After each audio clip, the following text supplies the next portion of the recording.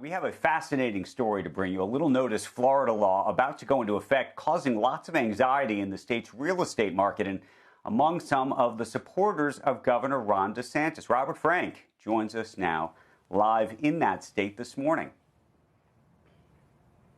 Good morning, Andrew. Well, this is a listing in Bay Harbor Islands, just under $20 million, 8,000 square feet. But under this new law, it would be illegal to sell to buyers from certain countries. So citizens of China would be prevented from buying any real estate in the state of Florida under this law.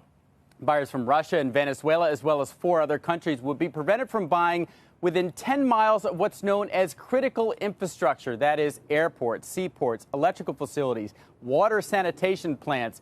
Basically, you draw that map and it blocks out all of Miami.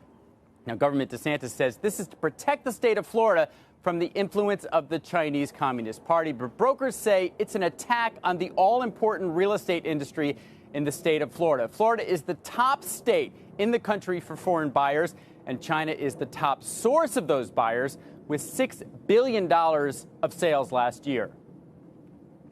It's the signal that it sends to international buyers all over the world. It's saying that, you know, you're not welcome here, your investment's not welcome here, and that's a very concerning item. Now, to enforce this law, if you sell a house to any of these nationals, you could face prison time or fines. A group of Chinese citizens in Florida has filed a lawsuit to block the new law, but unless there is an injunction, this will take effect starting next week, July 1st. Guys? Can you explain this, Robert? I understand the headlines that the governor is creating. I imagine he must think that this is a politically palatable, if not a popular, perspective. Do you think it plays broadly, nationally, to the extent that he is running for president? Well, we'll see. There are now 25 states that have laws either pending or that have been approved that prevent the Chinese government or Chinese-affiliated companies from buying farmland. Remember, this all started with that North Dakota farmland sale that's near the Air Force Base.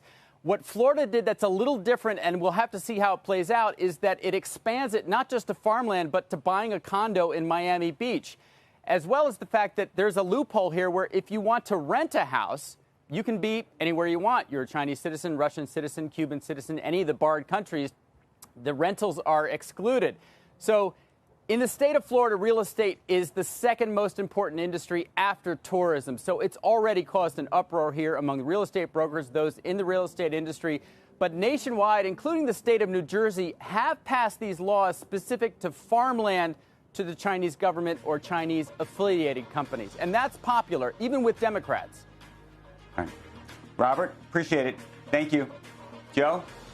Yeah, it's interesting.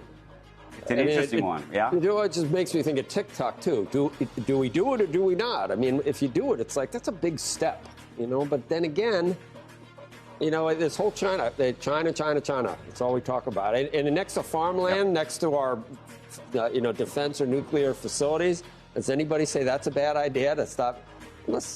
Did they suddenly take a real interest, the CCP, in farming? Is that trying to develop some new crops? I mean, what's the real reason behind that? So, I don't know. I don't. Maybe, is it a national, not national security, but you could put it in the security camp. I don't know about the critical infrastructure down there. That seems like right. But, the countries they picked, it's like, well, they're all sort of a list of kind of bad actors, right? The problem becomes Iran. We don't like Iran, the Chinese Communist Party, but it's not Chinese people. Right, exactly. It's